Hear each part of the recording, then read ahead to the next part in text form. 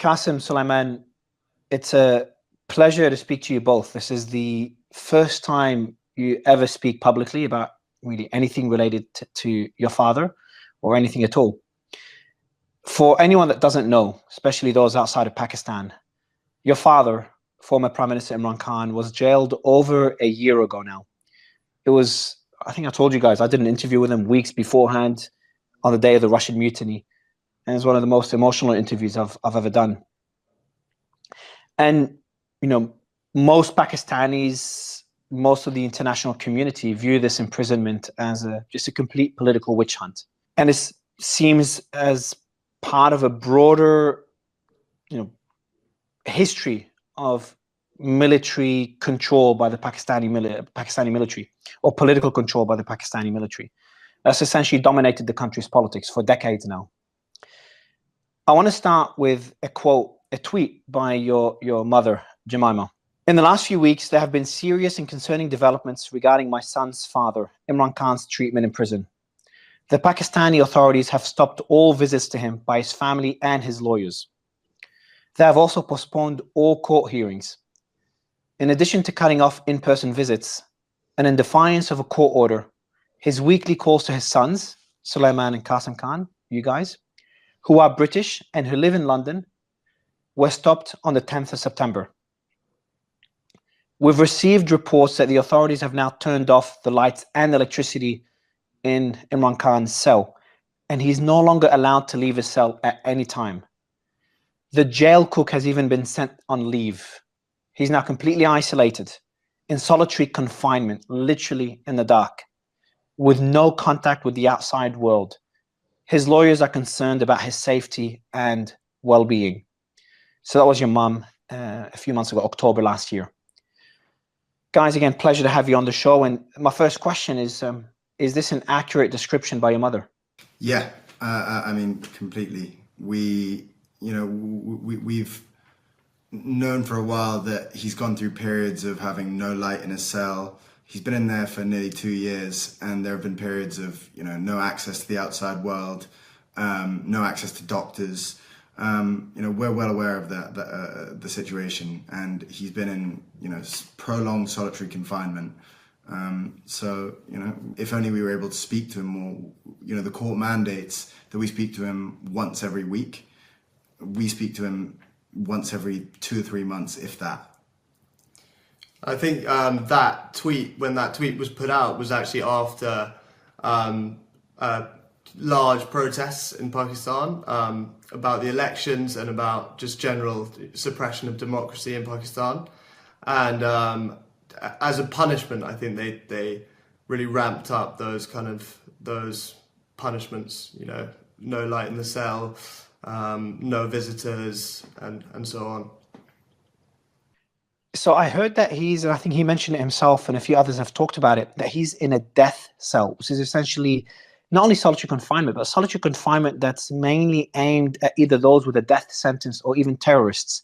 He put out a message himself, I think it was mid last year. He said, quote, "I am confined in a 7 by 8 foot death cell, typically reserved for terrorists to ensure they have no contact with anyone." Can you tell me more about that cell and his conditions, and maybe also give us an idea of the last time you've spoken to your father? What we know is that he has no access to other prisoners. He is, alone in there. He's occasionally in the pitch black for prolonged periods. There was one period where he was in there for 10 days in the pitch black, no electricity, no nothing. And I remember when I spoke to him about that, he said the first 2 days were beyond difficult, and then he was able to get into a kind of Zen-like mentality, and what ended up being 10 days, he said it could have been a year. So yeah, the situation in his cell is pretty bleak. He is, one thing I know about your father, he is a very resilient man. You kind of touched on how he's coping with this. Can you give us an idea of how was it in the early stages when you have those calls with him, and how is it today? Is he still as strong? Is he struggling?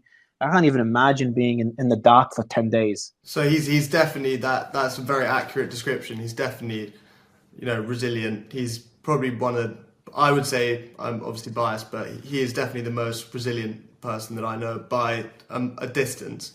Very, very mentally tough. And he sat, whenever we speak to him, he's as strong as ever. But you know, he's not the type of person to complain about the conditions that he's in.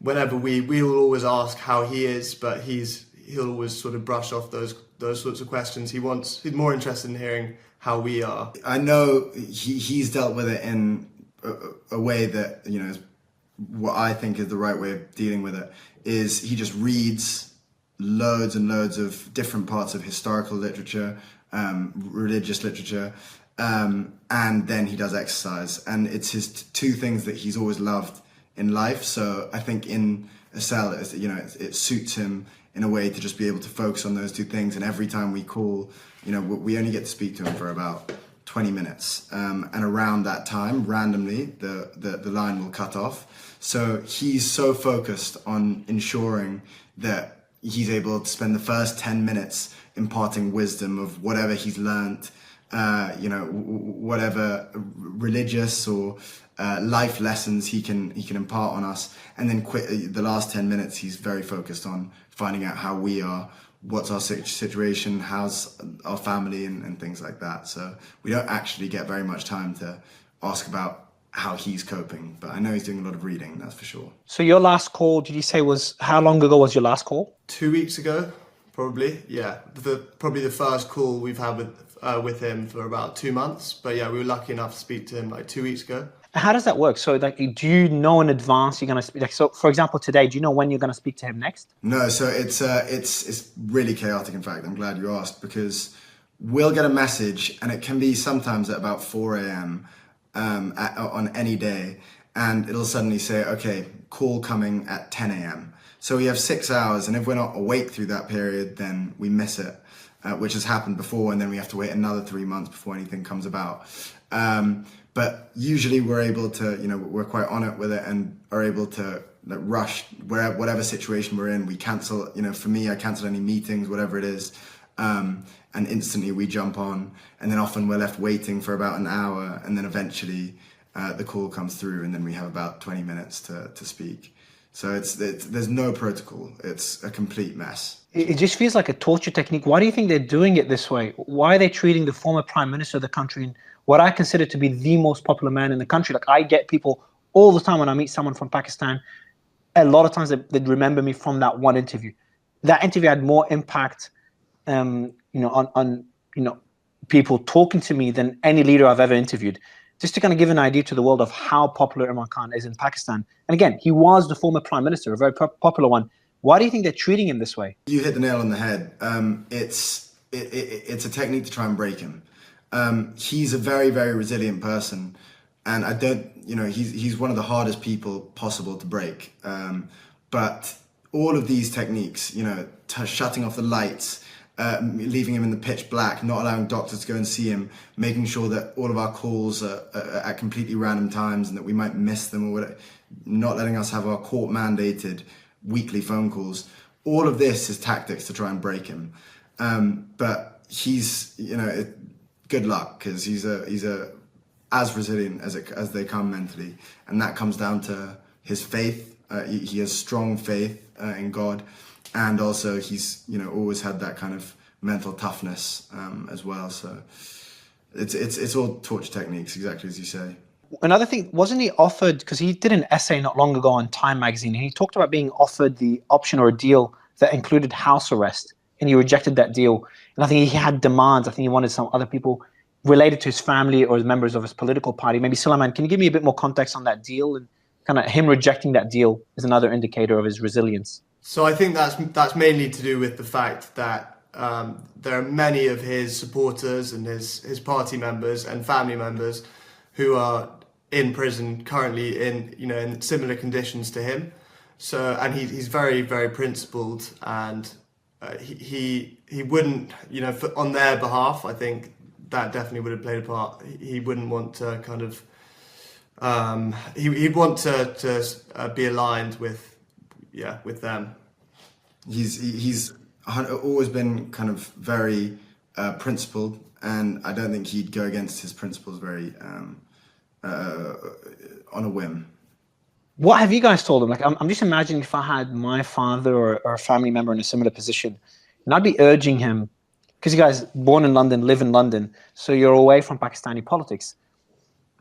And if I was in your position, I would be convincing my father to do whatever it takes just to get out of jail and just to have his freedom again. Have you guys tried to convince him of doing this? So actually, when we were younger, when I was younger, I'd hated him being in politics. Would way rather him just do sort of cricket punditry or analysis, and live an easy life in London or out of politics.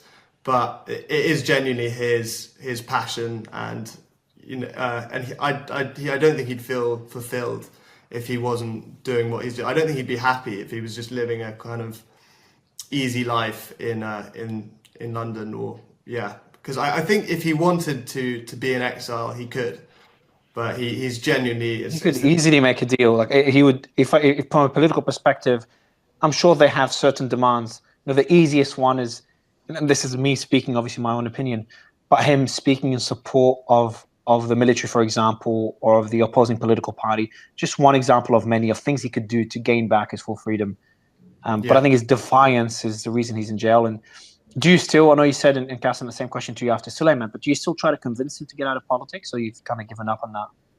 No, I mean, I personally would never, I wouldn't even want to say that to him, because imagine you're his son and all he speaks to. So when we spend time with him, a lot of the time we'll be kind of whatever, when we were younger, we were playing cricket with him. Now, watching films, whatever it is, half of the time he's spent lecturing us on rule of law, justice in Pakistan, how, the reasons why he got into politics. We know them so well, and it would be just to go against everything he preaches about, to suddenly just say, okay, I'm going to give up and I'm going to live an easy life. It's not in his nature. He has a single-minded obsession to try and help the people of Pakistan, and it's in such turmoil right now, Pakistan. He's dedicated to it, and he's not going to give up. And he's always wanted you guys to be out of politics. Is that correct? Yeah. So, I think, if you look at the two established parties in Pakistan, there's a tradition of it's like dynastic politics. They're dominated by two different families, and so he's always wanted to. He hasn't wanted his party to follow that tradition, So I personally don't ever want to be involved in politics in Pakistan, and I don't think he wants us to be either. Yeah. Yeah, I know, Qasim, you're in a similar position. You don't want to be involved you're a very successful entrepreneur as well, so you've got a life outside of politics, and kind of this implies, the answer to my next question is that why do this interview and why now? So more than anything, we've gone through the legal routes. We've gone through, every route that we thought would potentially get him out. We never thought he would be in there a fraction of how long he's been in there. And it's only getting worse. And so, we've somewhat run out of those options. And now we've decided, okay, the only route is to, of taking action is to come and speak publicly. And I think, I appreciate you for allowing us to speak here about it. What we want is international pressure on Pakistan right now, because currently he's living in inhumane conditions. They're not giving him basic human rights. They're not really doing anywhere near enough, and what we want is global pressure. Yeah, I think we've, like Qasim said, we've tried. We've exhausted other options, legal avenues, and it's gone very quiet. It seems in the international media, at least, it seems to have gone very quiet, and it's just. It's basically for the human rights of not only our father but other political prisoners, and restoration of proper democracy in Pakistan as well. aside from our own obvious selfish reasons? Yeah, look, obviously, your selfish reasons. This is your own father, and look, for the international community to understand how crazy things are in Pakistan. Pakistan population. What's the population of Pakistan? Almost 200 million, I think, maybe over 200 200. million. Massive military power. Got nuclear weapons. Massive economy as well. Because a lot of people in the world don't understand how massive Pakistan is as a country and supposed democracy. And this is kind of me speaking my opinion. I'm a big advocate of democracy and free speech. And what's happened in Pakistan, they literally banned X. X is completely banned. Cracked down on protesters. The name of your father was banned from TV, radio stations, I think social media as well. Literally, no one could even say his name. I don't know how anyone could call this a democracy. And what's funny is that people would refer Qasim, they would use your name to refer to your father, Qasim Khan, as a way to defy that ban. And the allegations against your father are mind-bogglingly stupid. Like, I understand this is political targeting, but just went way above any red line one could imagine in any democracy. I mean, I've been very critical of Brazil. Brazil hasn't done near as much as what Pakistan is doing. So it's just honestly heartbreaking what your father's going through and what the country's going through. And again, this is me speaking my opinion. And I know that you're coming on this interview away from politics and talking more about your father. But I just wanted to kind of mention to anyone listening that's outside of Pakistan what is happening in that country, and how important your dad's fight is. You did talk about international pressure on Pakistan, and we've seen a bit of that late last year, and it's kind of quieted down now. I'm not sure why. I want to talk about what Richard Grenell, who's a special envoy in the Trump administration. He essentially openly called for your father's release. I think it's the end of last year, after the elections, after Trump won the elections. He said, have you had any contact with sorry, my question to you first, before I read out his quote. Have you had any contact with Richard whatsoever before that quote or afterwards? So we haven't. We're very grateful to Richard Grenell for all the support he's shown, and I've seen his tweets. But no, we haven't had any contact with him personally. Let me read out his tweet. This is Richard on Twitter, I think it's November last year. Watch Pakistan. They're Trump-like leaders in prison on phony charges, and the people have been inspired by the US red wave. Stop the political prosecutions around the world. First, he does refer, and I've done the same when I interviewed Imran Khan, for people to relate to Imran Khan's personality. I compared him a lot to President Trump. They've gone through similar political targeting. Trump emerged victorious. Obviously, he's president now, and your father's in jail. What are your thoughts on Richard's characterization in that tweet? I think there's definitely parallels in the kind of the lawfare and the way he's been targeted. And yeah, I understand the comparison. What about he calls them phony charges. He also says the people have been inspired by the US red wave, and he calls it political prosecution, which you've kind of mentioned already. Would you say this is a fair characterization by Richard? And to add to that as well, what would be your message to others in the Trump administration, including Trump and Elon himself, on what they could do to help, if anything, to help your father? So I think that's definitely a fair characterization when it comes to Pakistani politics. 100%, they're false charges, trumped up charges. Anyone who looks into it a little bit can kind of see that. In terms of a message to the Trump administration, we'd call for any government that supports free speech and proper democracy to join the call for our father's release, and especially the most powerful leader in the world.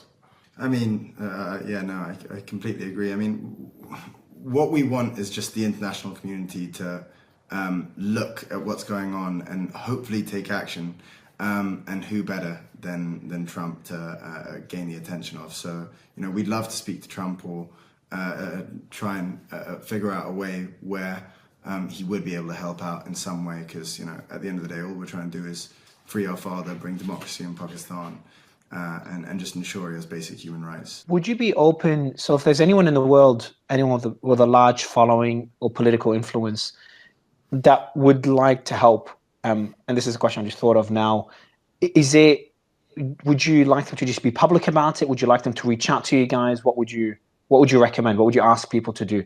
Both, I think, to definitely speak out about it. I think that's huge. That would be huge, just to create a bit more noise, because it's definitely gone a bit quiet recently. And definitely, if someone had a bit of we would love people to reach out to us if they have some influence or a potential to help with this situation.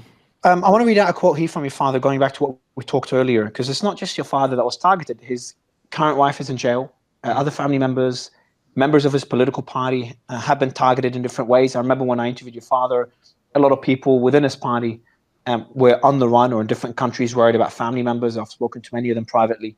I'll read out a quote again from the same essay from your father in Time magazine. He says, "Our social media volunteers, supporters in the diaspora, and activists have had their families harassed and abducted, all in an effort to silence dissent." Have you seen this? Is that true? Have people been abducted that are supporting your father?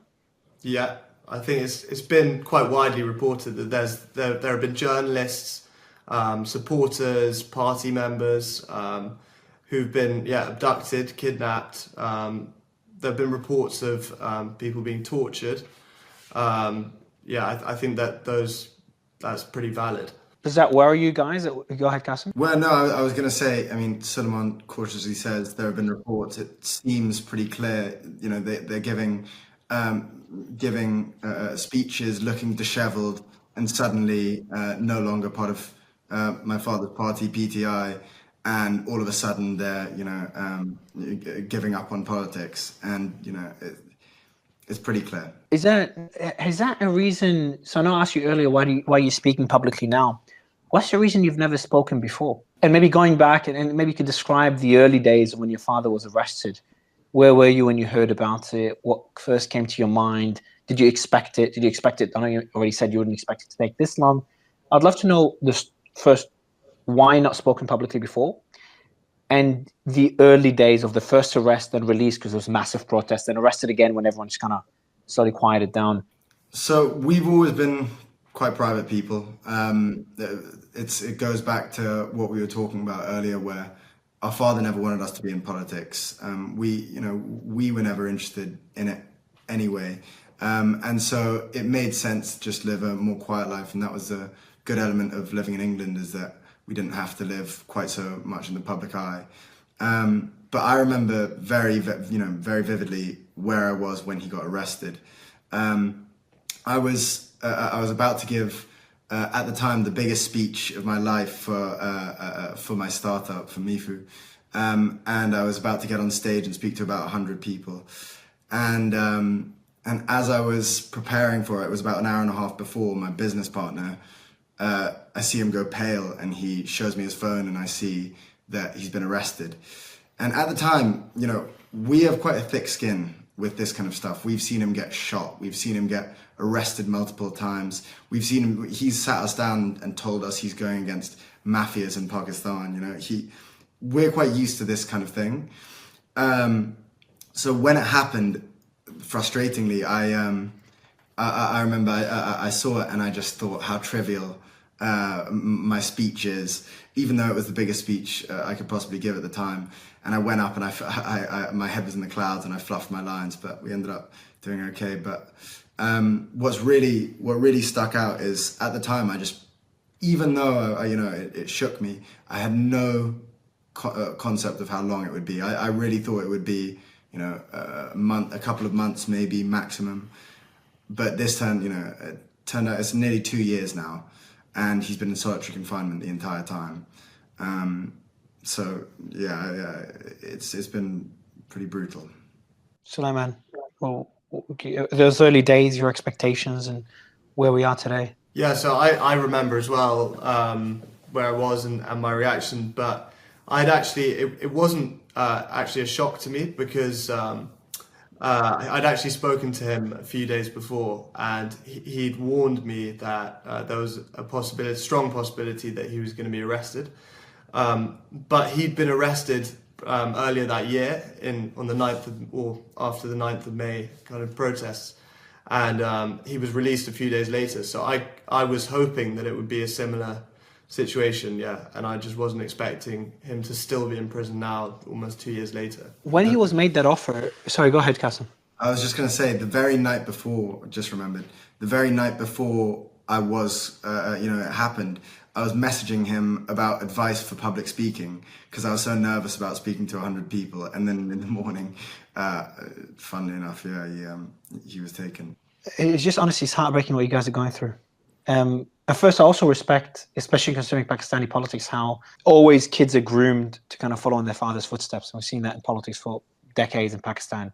So to see you guys, first, the way Imran Khan has kind of moved you away from politics, so essentially protected you, considering how dangerous Pakistani politics is.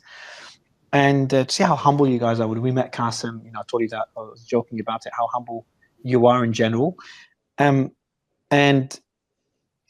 to see you guys speak publicly now in support of your father, knowing how brutal and aggressive Pakistani military or Pakistani government have been against anyone speaking out in support of your father, is something that I respect massively, and I really appreciate that you're doing this. I do want to ask you the question though. When he was offered the opportunity to go under house arrest to get out of jail, did he ever ask you guys? Is the decision always made, or did he ever ask you, do you think I should accept the deal? Did he ever seek that advice from you guys, or do you know if he's actually asked anyone else in your family about this? I don't think he would ever. I just don't see him taking a deal like that. To save his skin. He's a very principled person, as I said. He's comfortable there as long as his mission is being fulfilled, and I don't think he'll just take a deal while other people are sitting in cells on his behalf, his supporters. I don't see him, running off to his house where he's in pseudo prison. Another thing I think people would be very curious about is those calls you have with your father. You talked about him sharing some wisdom, especially with all his readings in jail and things he's learning. Can you tell us some more? And obviously, I'm sure some things are private, but kind of give all the people that are supporting your father and that believe strongly in his cause and have risked their lives on the streets in the protests last year. How are those discussions? What are certain things? What do you think are messages he'd like the world to know as well beyond your private conversations? So he, one thing, there's a lot of private stuff obviously, and most of it's about family. But occasionally at one point recently, he was laughing about how desperate his opposition are getting. It's not only these kind of torture tactics against him. And he was laughing, now they put me, now I have no contact with the outside world. So when he would sit to see his lawyers, he would say, okay, what's happened in the world? Just very casual. And he's basically just very, very aware of how desperate they are, the censorship. If you didn't know, for the World Cup, the anniversary of the 1992 World Cup, for context, he was the captain of that side that won the World Cup. And in the images for the anniversary, they blurred him out of every single photo, or cropped him out of every single photo. So imagine doing that with the captain of the World Cup winning side. And they're that petty. And so he was laughing about that, which is a nice little touch, I guess. They've cropped his image. Sorry, Salim, I'll let you speak in a bit, but I didn't know about this. This is getting a bit cartoonish. So essentially they've got, there's images of the World Cup, Cricket World Cup, I assume. And he's a captain. I've known Imran Khan before he was Prime Minister. I'm originally from Australia, so Australia's a big cricketing country, so I know about Imran Khan well. And as a cricket star, he's obviously in all those images and posters. They've cropped him out. Yeah. So they're not even being kind of considerate or being strategic in their censorship. They're just putting it out there, not caring that they're blocking free speech. Suleiman, maybe same question to you, is like a bit more, those discussions and kind of a sense of how your father is, because he seems, based on what he said so far, beyond resilient, beyond just being strong and getting through it. Yeah. Making a joke out of how desperate the opposition party is getting. Yeah, well, I'm sure that like I said before, he's not really someone to complain about his conditions. I'm sure it is incredibly tough, like given how small his cell is and everything. But It's he, 10 days. 10 days in the dark. It's yeah, it brutal torture yeah, method. yeah, Brutal torture method. Let alone yeah, cutting out contact and how your phone calls are cut out after 20 minutes. Yeah. It's just disgusting treatment that's left for people that have committed heinous crimes, which obviously your father is not even close to fitting that description. But sorry to interrupt you, Sulaiman. he, on a sort of more positive note, he feels. I think he genuinely feels that he's in the last almost 2 years. He's learnt more and kind of strategically. He's really developed a good kind of roadmap for what he wants in the future. I think he's always optimistic, but he sees it as a very good learning experience. That despite obviously how difficult it is. Sorry, I was going to say he's always been a big reader, but now he's had so much time to read about historical figures, leaders of the past, and also about faith, and he believes that he's grown more in these past 2 years than he has in the previous 20, and he said those words exactly. And as well as how much he's grown mentally, and he says spiritually as well, he says he has he's been strategizing about what he can do when he's released for Pakistan. So yeah, he's one of the few people who's coming out of it, hopefully, or how he believes is stronger. Do you think he will come out of it? I mean, of course I want to believe that, but the reason why we're here is because, we feel like we're somewhat running out of options from legal options or others. And what's worried us most is that a lot of the pressure on Pakistan, a lot of the news reports, it's all kind of died down, or it's fizzled a lot recently. So the whole reason why we're here is because we are getting worried. We're naturally very worried right now. And there have even been threats to prosecute him with offences that would carry the death penalty. So, it's pretty. The reason that the reason we're doing this interview is because the situation is getting pretty desperate. But yeah, we hope. You can only remain optimistic. Does he know you're doing this interview? Yes. Yeah, we asked him because this is something that he might not be behind. Was what we were worried about. He always likes us to be private and stay away from politics and that whole world. But we asked him on one of the calls. We said, "Do you think it would be okay? We want to do this. We want to see if we can try and help." And he said, "Do it." How is Imran Khan outside of politics? How is he as a person? What is the side of him that the world does not get to see? I mean, he's a very, very dedicated father in a way where, in a strange way, as in he's dedicated his life to politics, to the people of Pakistan. In a way, he has millions of children in his mind, I guess. But every chance he would get when we were younger, I mean, he would come down to England. When we would go over to Pakistan, he would, take 2 weeks, somehow take 2 weeks to spend just with us, which is such a difficult thing to do for a man as busy as he is. And he's, I don't think people realize that he's funny, I guess. But these days, we haven't seen him in a while. I mean, the last time we saw him, he was conducting a rally for his people. For his supporters, and there was an attempt on his life, and this is a slight side point, I guess, but there was an attempt on his life, and he was shot 3 times in the legs, and if it wasn't for one of his supporters pulling down the gun, he would have been shot in the chest, and the supporter unfortunately lost his life in the process. But after that, we obviously rushed out and we went to see him. And God, the journey over there as well. We were in about a convoy of about 15 cars.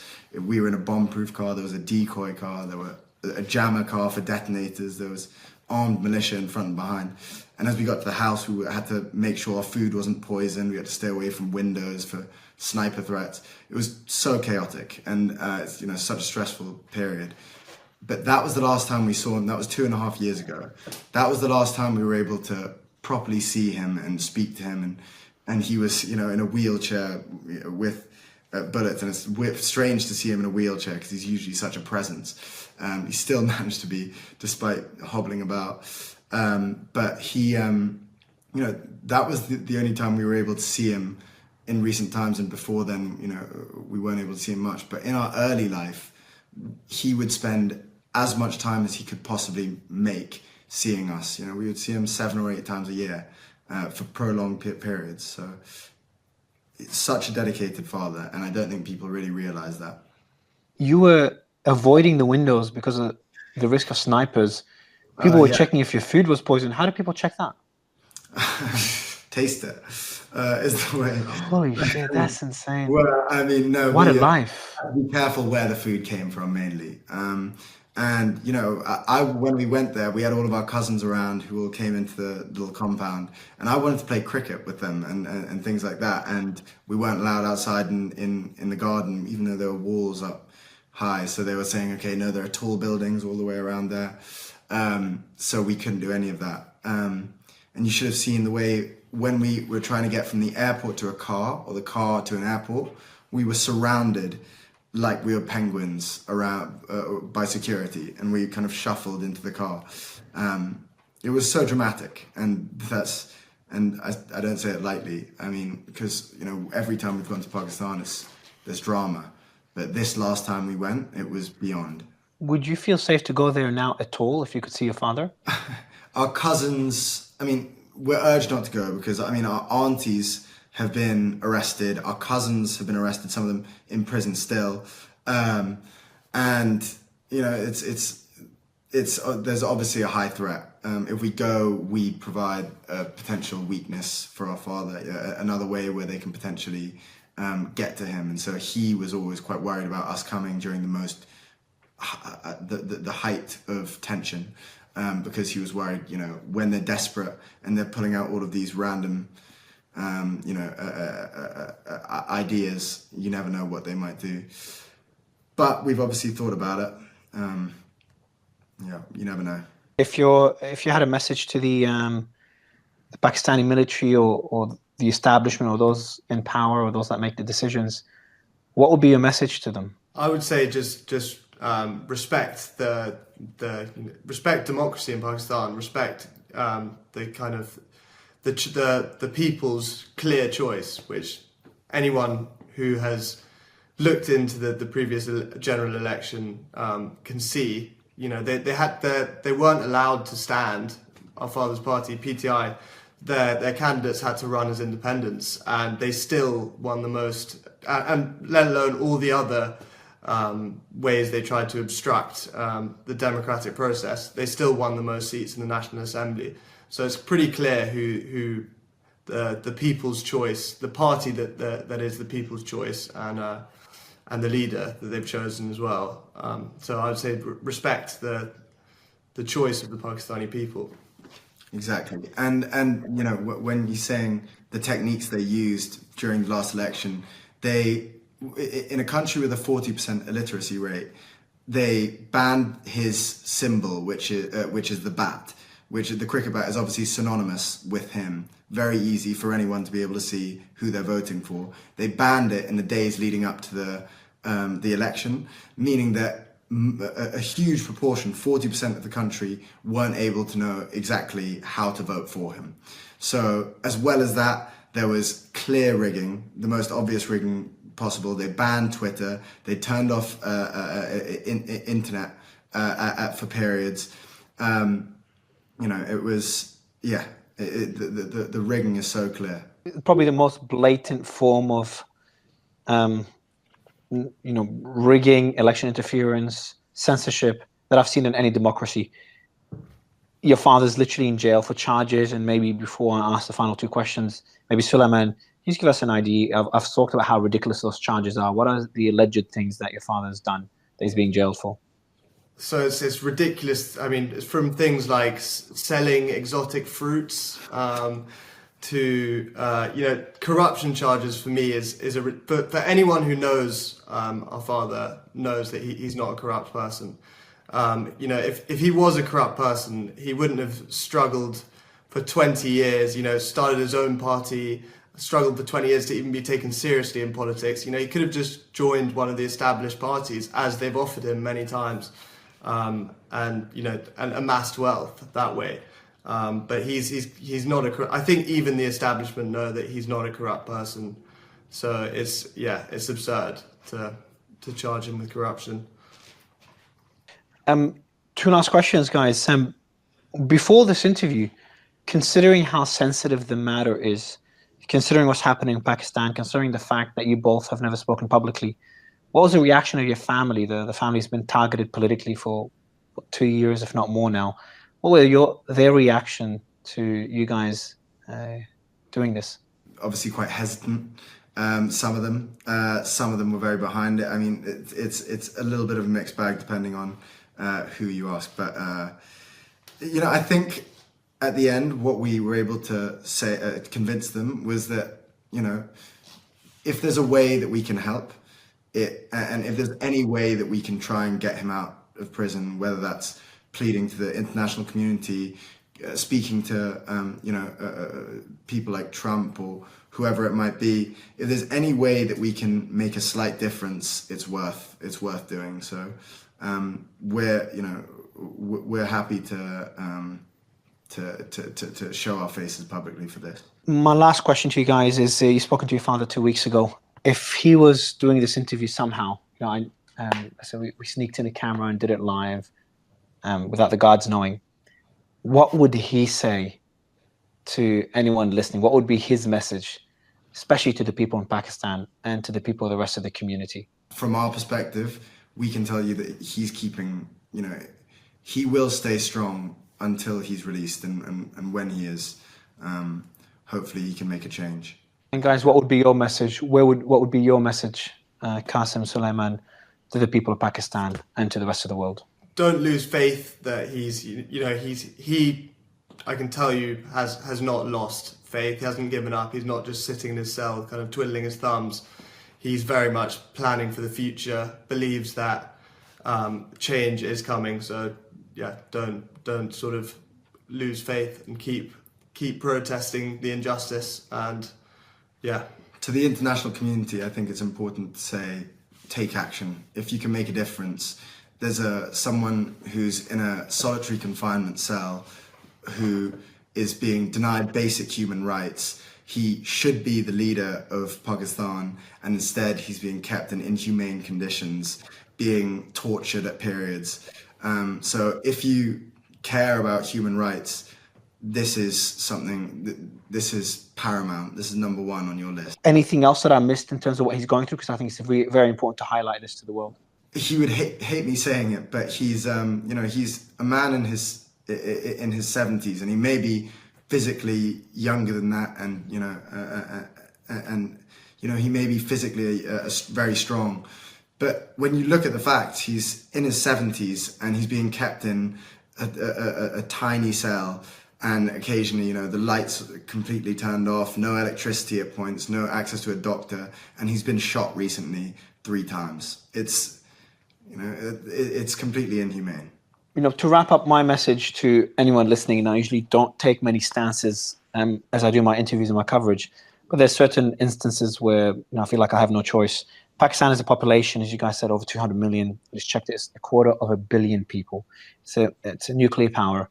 It's an economic giant, and more importantly, it's meant to be a democracy. And Imran Khan, as defiant as he is, and I might disagree with a lot of his policies, and I'm sure even you guys might disagree with your father's policies and some things he says, the people have voted for him. And I think the world needs to understand that if you stand idle when one democracy is threatened, and if it works, whoever tries strategy in one democracy, it could be replicated in other democracies. I think it's important to, no matter what your political stance is, to fight for certain values, and democracy is one of them. So I hope your father is out of jail. I hope he's healthy. I hope things change in Pakistan, and I hope you guys could lead a normal life, you and the rest of Imran Khan's family. I really appreciate your time. I appreciate Imran Khan saying okay to this interview, and I hope to be interviewing Imran Khan again, hopefully soon. I really appreciate your time, Qasim and Sulaiman. Thank you, guys.